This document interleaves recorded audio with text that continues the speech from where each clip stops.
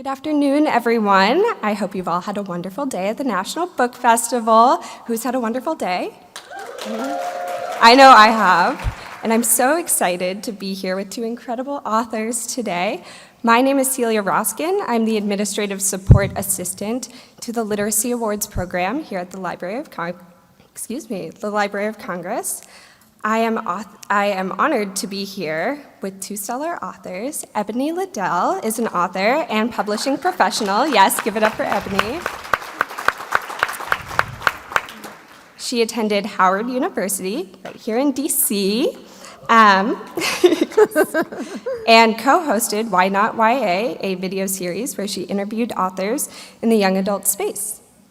She hails from Michigan, and she coins her featured debut novel, Love Radio, which is featured here at the Library of Congress National Book Festival, as a love letter to Detroit. I am also thrilled to introduce author, playwright, blogger, and columnist David Valdez. Yes, give it up for David. His published works include novels such as A Little Fruitcake and The Rhinestone Sisterhood. He has written over a dozen plays and has written for publications such as the Huffington Post, the New York Times, and the Boston Globe. David's book, Spin Me Right Round, is featured at this year's festival.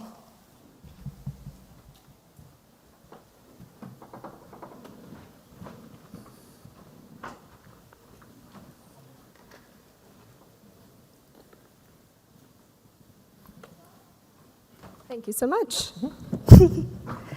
All right, thank you both so much for sitting down and having a conversation with me. I'm a huge young adult romance fan. I haven't read a YA romance novel since I was in high school, so this was so refreshing and fun to read both of your books. Just jumping into things, historically, young adult fiction has disproportionately lacked diverse characters across the board. So how have you observed the genre shifting and adapting over the years, and why do you think the stories you're telling are so important for young people today? And Ebony, I'd love if you'd answer first. Sure. Hi, everyone. Can you hear me okay? Yeah, okay, perfect.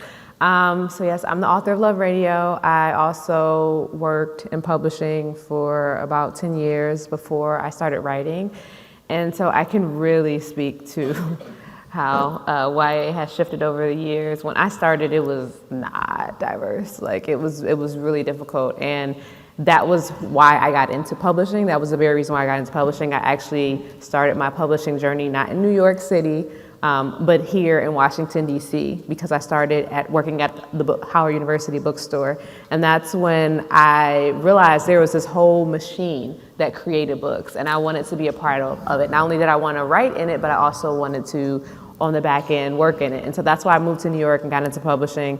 And it was interesting going from a bookstore that's HBCU owned, that's Black owned, and seeing all these books that represented me, to going into an industry where I didn't expect to be in a room full of, BIPOC colleagues, but I also didn't expect to be the only one in the room. It was a very stark difference. Mm-hmm. And it was a stark difference in terms of learning, what books are selling, what books are being published, and realizing that there was a lot of work that needed to be done. So I was completely frustrated, and that was part of my journey in making sure that those books were being championed. But then in the background, I still wanted to write.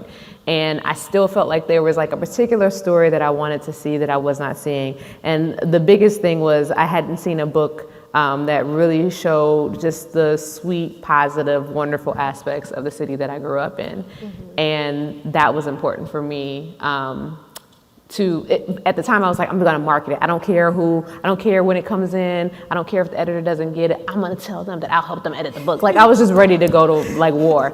And then I just realized it wasn't coming, and I have to be the one to write it. And so that is sort of how all of this became Love Radio. I am really excited and thankful that we are in a time where we are seeing books by authors of color being published and have nuanced stories, and it's not just one type of book, and they're all different types of genres, and we're even seeing it with the names that are at the festival today.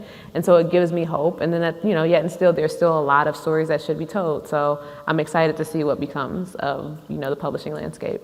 Yeah, absolutely. And David, over to you as well. How have you observed the genre shifting and adapting over the years, and why do you think stories like this are so important? So I'm a minute or two older than Ebony, and when I was growing up, I would have killed to see a gay love story. I would have killed to see a Cuban character do anything, right? There was nothing, and the idea of 2 in 1, that was ridiculous. And so when I became an adult and I had a child of my own and I was reading the books that she was reading, I was like, I want to write those stories, and I want them both in the same book. I want to create books that are intersectional, like my life is. And when I started working on Spin Me Right Round, I knew immediately what I wanted it to be and the people I wanted to populate it, because it just wasn't there. And I also, you know, when I first started to get exposed to gay stories and stories with queer characters, they all died. I was like, hey, what if they lived? Yeah. Right? So I'm so thrilled to be in a position where I get to tell those stories. Yeah, absolutely. And I so enjoyed reading both of your books because I feel like in my lifetime, too, it's some of the first young adult novels where I've seen that intersectionality represented in books for everyone, you know? So continuing on, Ebony, I felt like I was on a roller coaster of emotions when I was reading Love Radio. There was so much detail that went into your story too, and it was so captivating. And sometimes I felt like I could see the scenes just vividly playing in my head.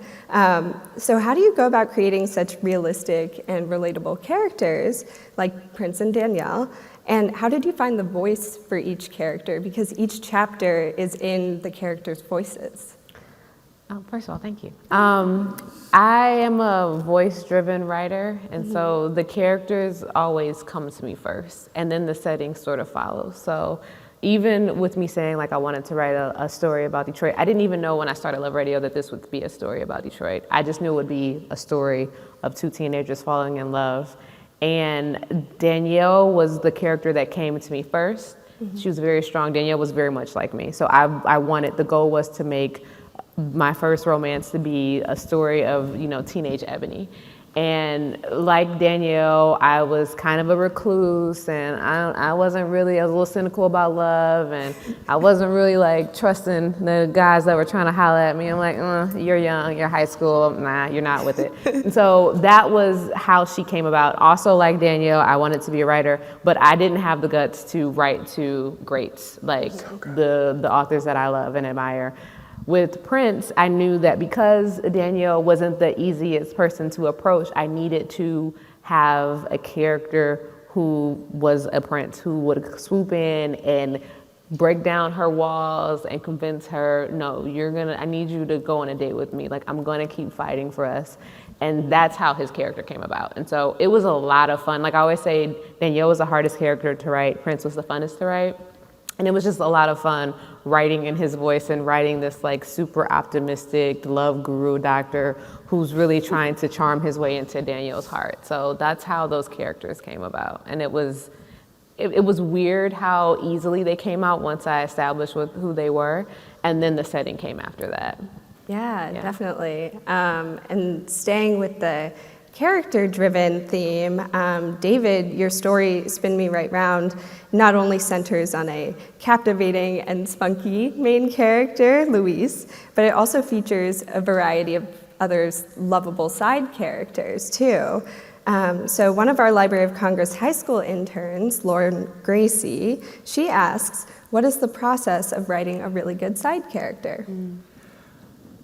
Well, you know, it's interesting. There is a character that was supposed to be a really side character who becomes, without spoiling, not a side character, who just took over, right? And I think what happens is when you fall in love with your characters, right? When you care about them, you listen to character voices.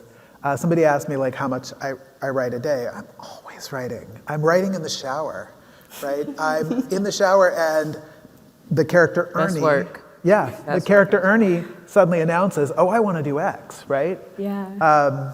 So yeah, I think you just have to love your side characters as much as you love the main characters. And you have to like or enjoy your bad guys, right? Everybody has to be human. I'm a playwright also, and one of the things I always say about characters, they're all right. Because your character thinks they're right. So you can't be running around being like, well, you're stupid, to your own character, because then they're going to sound untrue. Yeah, and I feel like side characters too add so much more to a story, and they can have their own fun little moments too. I love that you say that about just the characters, because even when I wrote Love Radio, the side characters that people love, I didn't even expect them to have like the voice that they did, but they were so necessary to the story. If I'm writing a story about love and how friends and family and people you care about influence the way in which you love, then you need to see those characters fully to understand, like, oh, this is why Danielle like walks in the way that she does, or this is why Prince is kind of a hopeless romantic. And so for him, he is, helping his mother who has MS. He has a younger brother. He's sort of the man of the house. And then you realize, like, oh, this is why he's such a romantic, because his mother, didn't have the love that she wanted from a man, and so he's like vows that he wants to be that type of person. So it is very true. And his friends, right? The boys that are his friends, they're also key to understanding the sort of air around him, but they foster a misunderstanding with her. Right, and you're seeing, it's interesting because there's overlap in their circles, and you're seeing how people are not one person with everybody. Yeah. And that's so true. Yeah, so lovely. Yeah, if you haven't read this book, wait till we're done. But you've got to read this book. Oh my gosh. I described this to somebody yesterday. I didn't tell you this. I described this to somebody yesterday as, the book is so good you want to stomp your feet and leave the room because you didn't write it. Well, I had such a good time reading both of your books too, and I'm so glad you started to bring up the points of side characters and how they can affect your main characters' lives. So both of your main characters, they're all dealing with some heavy realities in a lot of ways. David, your main character, Luis, he travels back in time and he faces some discrimination for his sexual orientation. And Ebony, your character, Prince, he's coping with his mother's debilitating health problems, and Danielle is coming to terms with a past trauma as well. So I'm wondering, what made you approach heavy topics in a teen novel, and why did you feel it was necessary to include in your stories? This was touched on by an earlier panel today. There's a fine line that you walk, and you get a lot of pressure to stay joyful right now. And we need joy, right? Absolutely. Except the world doesn't only deliver joy, right? And so, my character is this kid from the present who is super out, super proud, thinks he knows everything, and he gets an education when he travels to the past about what forms prejudice took then. But it's not gone now. We have a whole state that can't say gay, right? Right. So it all needs to be in there. The arc of the book is joyful. Spoiler alert. The arc of the book is joyful, but I wanted to have it all in there because that's how life works. Yeah, absolutely. And teens today, they're going through so much, and sometimes they're going through so much and it's unsaid. So I feel like bringing that back into your novels makes people feel heard as well. Ebony, what? It's the same thing David said. I grew up in the Detroit metro area, and I think about if I'm writing a story that's set in a city that I know and love, a city that I feel like you only see the negative representation of the city, and I want to show the positivity, I can't dismiss the things that are happening, because I think that also is unfair to the story, that's unfair to the characters.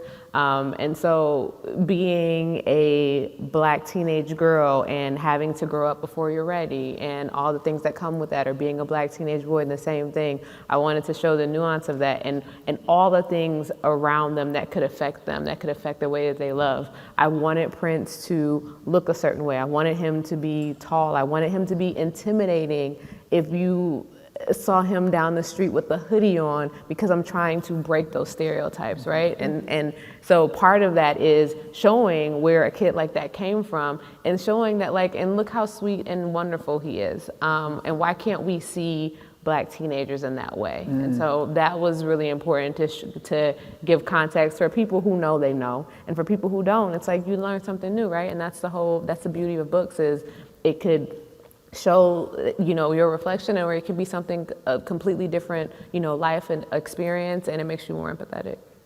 Yeah, absolutely. And I appreciate both of you bringing those topics to light, especially in your books and for the audiences that these are going to reach as well. Moving on to something a little bit more fun. David, the 80s are having a real moment right now. Yes. Wouldn't you agree? With scrunchies and fanny packs, they're making a comeback, and Kate Bush is topping the charts. How did you decide your main character, Luis, was going to go on a time-traveling adventure specifically back to the 1980s? So if you've attended any of my online events, whatever, you've heard the story, forgive me. My daughter and I were watching Stranger Things 3, and she was looking at the 80s as, I think it was 84 maybe that's set. She's looking at that, and she just thought the clothes were so interesting and so cool, and she thought the music was kind of cool, and she loved the mall. The mall in Stranger Things 3. Things don't go well in that mall, right? But I was fascinated to see this through her lens, because these were my teen years, right? Right. And literally, it was like whole cloth at once. I was like, I'm gonna write a book set then, and I knew it was going to be Back to the Future. I was obsessed with Back to the Future. My friend Dave Leidick, if you're watching this, we literally got in his car and drove 88 miles an hour. I knew it was going to be Back to the Future, but less white and more gay, right? And I was off to the races. What was funny about this is I was telling somebody earlier today that I was on a panel earlier this year where they asked about historical fiction, and I was like, wait, my life is historical fiction? And they asked about the research. The research I had to do was my own faulty memory. Was this song out yet? Right? Was this movie playing in a theater? But yeah, it was 80s because the idea was so clear, and it's the fastest I've ever written anything. The first draft I wrote in 8 weeks. Wow. It just was like, floop. So I guess I have to write everything about the 80s from now on? So, like Ebony was talking about earlier, how the characters came to her first, would you say the 80s came to you first and then the character? Well, the 80s, that idea, yeah, but I knew Luis from the second I had the idea. I mean, I could see him. It's a weird quirk with me. I can't write a book. I'm not ready to write a book until I can draw all the characters. When I can draw them all. So a lot of the side people, that took some fill-in time. But no, Luis was whole cloth. Yeah, he's a very relatable character in a lot of ways, I feel like. He looks out for his friends, but he can also be a little self-centered sometimes. Just a little. Just a little, which Yeah. I think we can all find a little of Luis in ourselves. And then, Ebony, you touched on this earlier, but I'm hoping for maybe some aspiring authors or people who want to go into publishing. You have experience in a background in both writing and publishing. And our Library of Congress intern, Lauren Gracie, she asks another question. And she says, can you talk about the differences in the experience of being an author versus working in publishing? So there's similarities and differences. One of the things that I like to say that's funny is I remember the amount of times that I would email an author and be like, hey, can you just create this like quick 30-second video? And I'm like, I'm sorry to every author who I've ever asked to do that, because it's horrible. I hate it so much. And I get it. I'm sorry. I'm a little late, but I get it. So for aspiring writers, I know someone has asked me something like this, like, if I'm an aspiring writer, should I get into publishing? And I would say no. If I'm a publishing professional, should I get into writing? I would say only if you want to. I think that a big part of being in publishing is being of service to authors, being of service to creators. And that is something that I took very seriously and I did humbly. And so that for me was, it was very gratifying to be able to see an author be on the stage, be their full selves, talk about a story that means so much to them, and then see the reactions.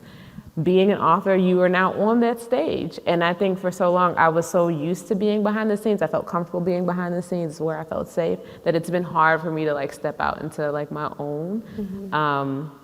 And that is a completely new experience. But I will say, I think being an author has made me be a better marketer because I can understand both sides. As a publisher, we know everything we think we know up until having to actually be physically in front of an audience and understanding social cues and what an audience wants and needs and talking to your readers in a way that we wouldn't be able to talk to them as a professional. And so those, I would say, are the major differences that I can see. Yeah. That's great. And I feel like in the audience today, and maybe those who will watch this recording are aspiring authors or maybe want to go into publishing or playwriting or blogging.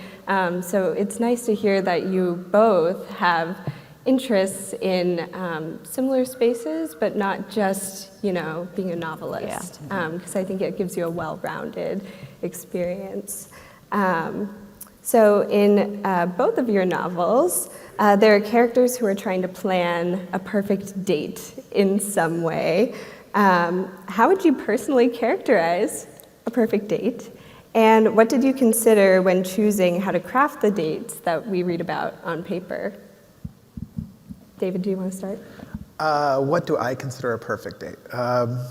I'm a big romantic schmaltzball. So I just want to see that somebody has put some thought into it, that they've thought about something that might be special to me or sweet to me, specifically to me. And Prince knocks it out of the park in this, but then so does Danielle. She's got her game. So when I was thinking about for this, the book is set initially in 2021 and then it flashes back to 1985. And so Luis goes back to the past armed with promposals as a thing, which nobody there then has heard of. So I was thinking about what would be sweet, what would be romantic, and I actually drew upon something that a boy I had a crush on. It was a deeply religious school. There was no promposal. But a boy I had a crush on, this was this running thing between he and I was able to steal that and port it into this particular scene, right? And so that was fun. I mean, if he ever reads the book, he might be horrified. But the dates in Love Radio are a masterclass. It's like a public service, right? If you read this book and you see the dates as constructed by these characters, you're either going to be deeply inspired or never date again because you can't keep up. Oh, how do I answer that? I agree, David. It is really about putting thought into the date and crafting it around the person that you're dating. I think what happens with a lot of people is they're like, oh, I want to do this, so I'm going to plan this, and they're going to love it. And it's like, but is that what they want? Prince is not, you'll find in Love Radio, he's not a reader at all. Danny is the reader, but he puts himself out there and plans a date that is a very specific date for a reader. And that was, to me, just an example of how you could craft the perfect date. For me personally, I love music, so anytime I can go to a concert, and I love food, I'm very simple in that way, but also I would like to be close to the artist, so if I can be close to the front stage, I'll take that. So maybe I'm a little bougie, but I love to be able to hear the music, feel the music, and that's also how the music angle plays into the book. But yeah, I agree. It's really putting thought into the date specifically for the person that you're trying to pursue. Yes, I wish I wish in high school that more people had had that mindset and mentality, right? I mean, we didn't have. Did you have it in high school? No. No, I didn't either. No, that's, I mean, that's why we write, right? So that we Right, can exactly, to inspire. But let's not limit it to high school. I'm a single man. Right? Let's not say just high school. Yeah. Fair. So, and you brought up music, and I've been dying to ask. So, both of your books have very deep-rooted themes in music in a lot of ways. In Love Radio, Prince curates these Love Note playlists, which is just so wonderful, and I wish more people would do that. And has dreams of becoming a big-name DJ as well. And then in Spin Me Right Round, music tends to set the tone of many of your scenes, and the chapter titles are named after some popular songs as well as the book. So if your book had a playlist, what songs would you include and why? So my book does have a playlist. You can find it on Spotify. I really bit myself in the butt because me and my spouse, we have this like ongoing debate about what streaming platforms to use. We have them all and we just share them. But then it was like a joke in the book that I put in there, and I'm like, crap, now I have to actually put my playlist on all three platforms. So I'm not doing that again, y'all. But you know, it would be a combination of everything. So it would be, you know, hip hop. It would obviously be some old school, definitely like Motown. A couple of new things. Beyonce obviously has to be on there. Rihanna, like the Queens.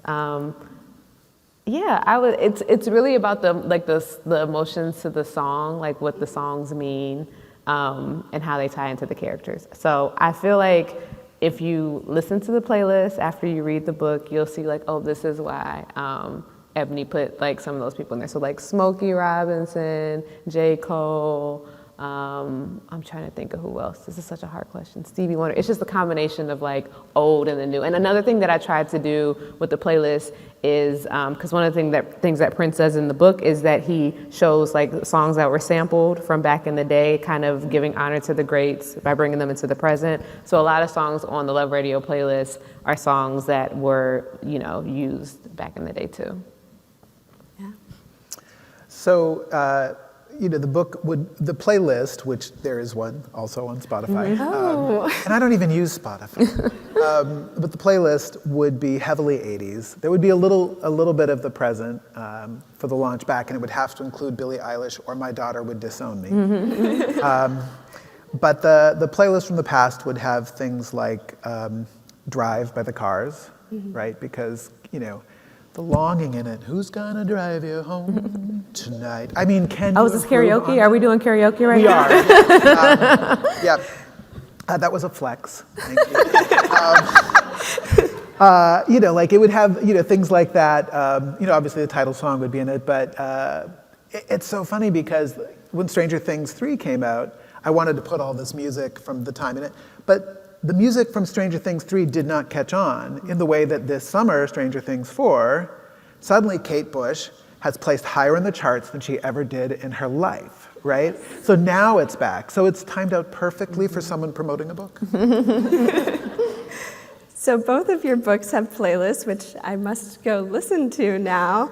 But I'm also wondering if you had to choose some songs to represent you as your author and yourself, what might you choose? That's a tricky question. Yeah. This is karaoke, Ebony. I know. Like one song? As Like many this- as you feel. It's like my baby. You know, it's like choosing a favorite child. Okay, I will say one thing I do to hype myself up before major events is I listen to Beyonce's Homecoming live, not the live, because that visual element of seeing her in like this whole HBCU style performance was so inspirational to me.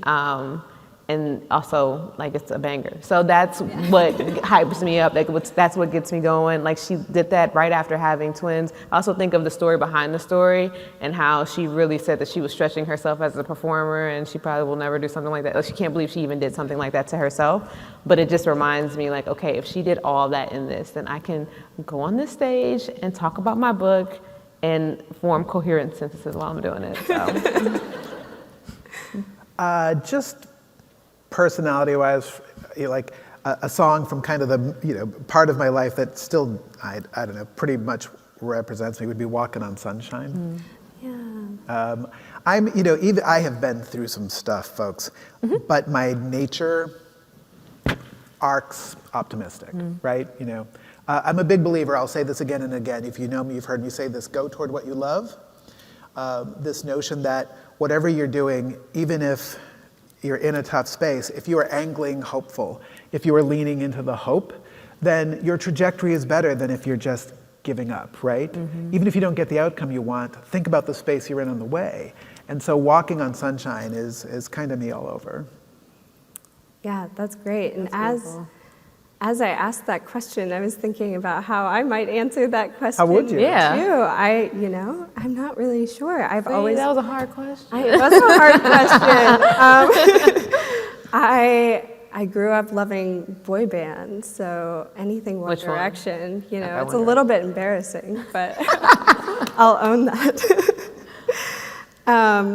So this year's festival theme is Books Bring Us Together.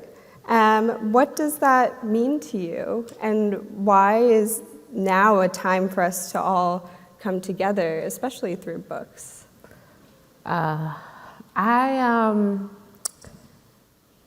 It's interesting the amount of people that I have come into contact with off of the strength of a book that we loved. And there are reasons that we love them that are the same, and then there are reasons that we love them that are different. I feel like for Love Radio, the hope is for the same thing to happen. Love is universal. And so I'm hoping that any and everybody can come to this book and read it because they just want a feel-good story. The panel that I was on before this, Jason said a swoony woo-woo, and I said I'm about to use that because that's what I want Love Radio to be, a swoony woo-woo. So I'm hoping that anybody can come and have a swoony woo-woo, but I'm also hoping that someone sees themselves in the story and say, but also all these things are just like me, and this is why I might have issues with like falling in love, or this is why I'm afraid. And that is what I think books do. Like they really help start a conversation about things that maybe someone never thought about, never considered, because they didn't have someone in their life. Like to be close and intimate with someone in a way whereas you understand everything that they go through. Like you were saying, you've been through a lot of things. I wouldn't know that meeting you. How could I? Right. But if we are friends, if we talk about the issues that we face, then there's something there. There's something that bridges us together. And so I think that the great thing about books is we can have a conversation like this and we can find this out about each other, and that opens up, the Pandora's box to learn more about each other. Absolutely. Yeah, I think, so there's a phrase I use when I teach writing that I call the universal specific, which is the idea that the more specific you are, because I don't know, early on when you're a writer, you get these almost pressures to make everything super vanilla and accessible to everyone, which ends up harming you because you end up with a very vanilla product that doesn't register. But the more specific and truthful you are to a specific experience, not worrying about has everyone had that specific experience, there's something about when that lands on the page or on the stage, audiences recognize the truth of it, and then it opens them up to be like, oh, I've had that fear, I've had that nervousness, I've had whatever. Even though their physical experience and the details of their experience aren't the same, the human thing that connects the experiences, it taps right into it. And I think that that's what books does, just what you were saying about, okay, I wouldn't have known this, but then you're having a conversation, and there is a conversation between a writer and a reader. Because this is happening, these ideas are flowing. And one thing I'll say, as somebody who's written about queer issues and gay issues for a long time, I have received emails. I received an email from a college student in Pakistan who read a book of mine about gay marriage, a nonfiction book, and what that meant to him there.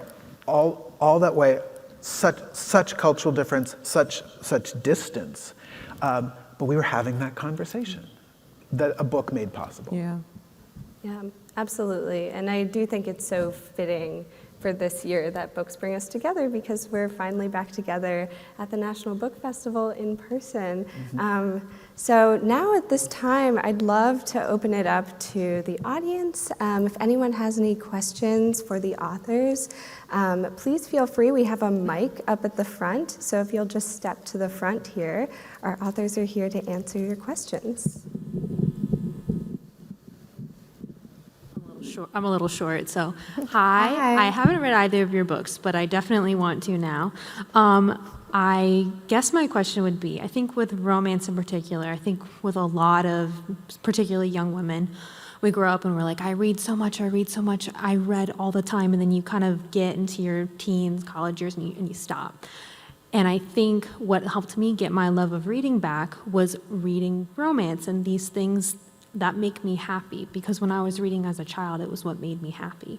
And so I guess my question would be, and then going off of that, romance is very much stigmatized. People think it's not important. So I guess my question would be, why do you think that writing specifically romance books is so important? I have been thinking about this because when I first started like writing Love Radio, I was like, oh, I'm writing a romance. This is cute. Like, this is real cute, you know? And then I started writing it, and I'm like, oh, there's a lot here to unpack. And it was really a beautiful experience because I started to think of all the ways in which we're influenced by romance and what it means to us, and not just like romance between, you know, two partners, but like the love and beauty that you get from your friendships. Like, my female friendships are some of the most powerful like friendships and bonds that I have ever had before. And so how do I incorporate that into the story, and thinking about how much I love my family and how to incorporate that into the story. And I just realized, like, I have a lot of love around me, and it's one of the reasons why writing romance is such a joy. I think it's one of the reasons why when readers come up to me and say, I smiled the whole way through your book, I'm like, thank you, because that's what I wanted. You know, like, I battled like years ago about what I wanted to write and whether or not I felt like romance was serious enough. And then I realized, like, romance and love is what's going to save this world. You know, love is such a powerful tool. It's such a healing tool. It's an act of resistance. And that was the platform that I felt like was worth standing on, is if I can make people love a little bit more, then we can make this world a better place. So that's why I write it. I actually didn't know that Spin Me Right Round was a romance until I kept being asked to be on romance panels. I just tell the stories I want to tell, and I'm a lover, not a fighter, right? I just, you know, I think it's evolutionarily there's a reason why people partner. There's a reason why people seek others. There's a reason why being together does for us. It protects us, and I think that, you know, if that's such a constant human craving, we should be writing about it. Thank you very much. Of course, thank you. What's going on? How you doing? My name is Ken. Don't know any of you or the books, but I'm definitely going to explore that after this. Thanks, Ken. Two questions came to mind. First was like around writer's block. Sometimes that's connected to unresolved trauma or issues, like creative blocks, and then like the journey of an artist does involve love, whether you're writing about romance or not. How do you work through that? Have you had times where you had like writer's block, creative block, and of what you wanted to write?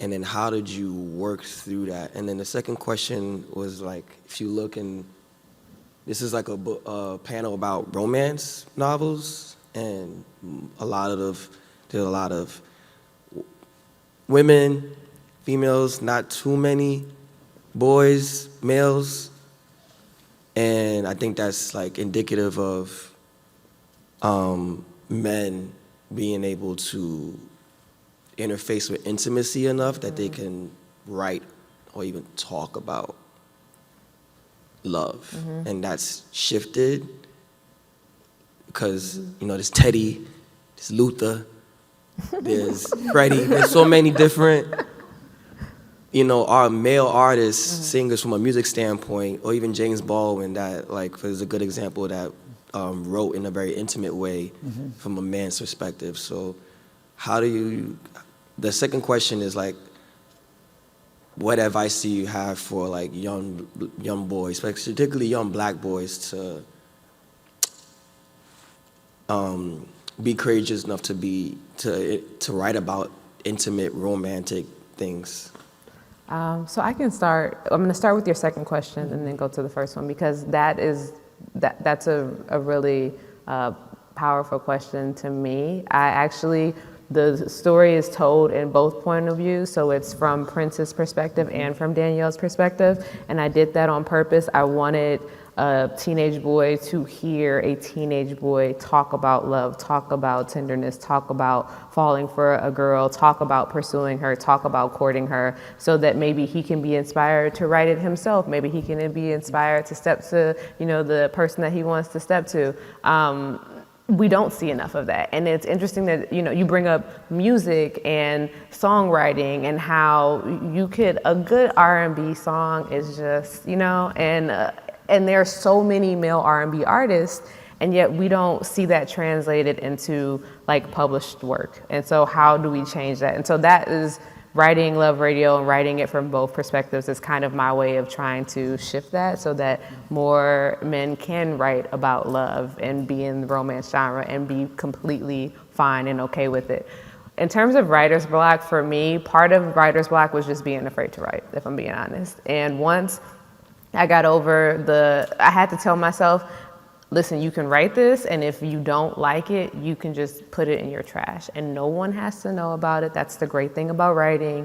It's you in the computer, or you in the notebook, or you or whatever. You just have to keep putting it on the page. And so even if you hate it, just keep going. Keep going. You can revision, like that's what a great editor is for. That's what revisions are for. The other thing that I found is, when I pulled away from the project for too long, that's another reason why I got writer's block, because my story is so character driven. Like I had to really be there with the characters. So I had to show up each and every day, or show up in the shower and come up with concepts. Like you do have to constantly be thinking about it. So whether it's like me traveling and I'm just journaling, like an idea, like a lot of my stories form through just random ideas that I have, and then I just put them together. So I think another way to get over writer's block is to just constantly be writing.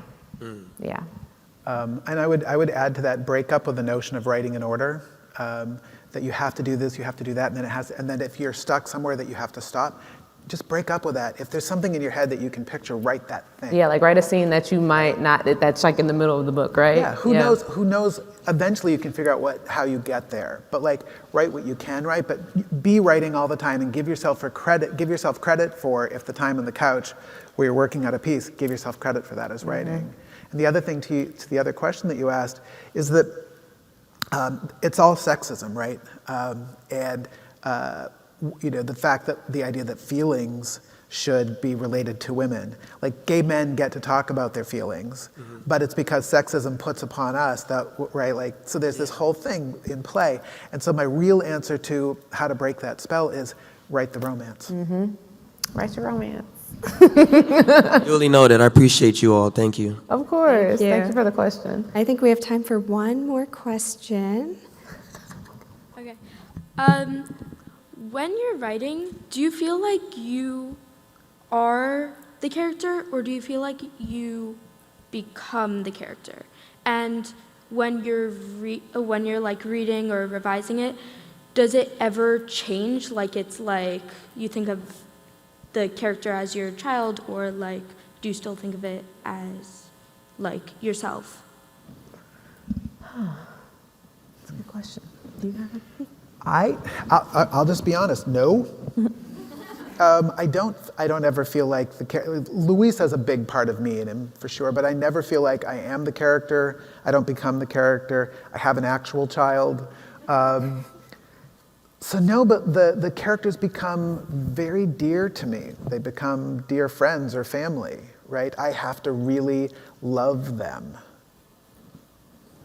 I think that I'm always writing from a place that I know, and so I'm always thinking about young Ebony as I'm writing these characters.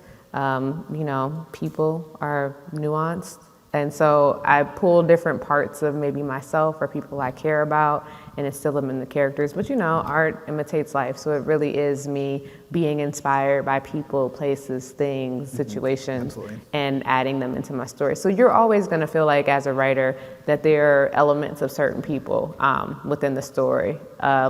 First chapter is kind of a scene from me and my mother when I was growing up, and she was obsessed with romance movies, and I'd be like, oh, here we go, another romance movie. But I would sit there and watch it with her, And so that's something that she read, and she fell out the first time she read it. And so it's sweet to have that in the story, but also there are parts of the story that are completely made up, and that's okay too. Thank you. You're welcome. Thank you, and I think that's all the time that we have. Sorry about that. But thank you both so much for joining us today. This was such a great conversation. You all can find David at his signing booth at 5 to 6 p.m. today at booth number 2. And Ebony has already had her signing today, but would either of you just like to quickly plug your social media or any new releases or things we can be looking out for in the future? Yeah, so I'm at Ebony Liddell, Twitter, Instagram, TikTok, Facebook. It's too many platforms. And I am currently writing. That's all I'm saying. So don't ask me any more questions. Very sensitive about it and excited about it. So yeah, more to come. David Valdez Writes is my website name. It's my Instagram name. I don't remember what my Twitter name is. But I'm very excited. So in January, my next book, Brighter Than the Moon, comes out, and it's a Valentine for the queer kids and the mixed kids. And I'm also excited, literally just of this moment, to be able to say that I have a Christmas young adult rom-com coming out next October. Wow. So many things to look out for. Thank you again to both of you for joining us today. And I look forward to reading whatever you put out soon. So thank you. Thank you.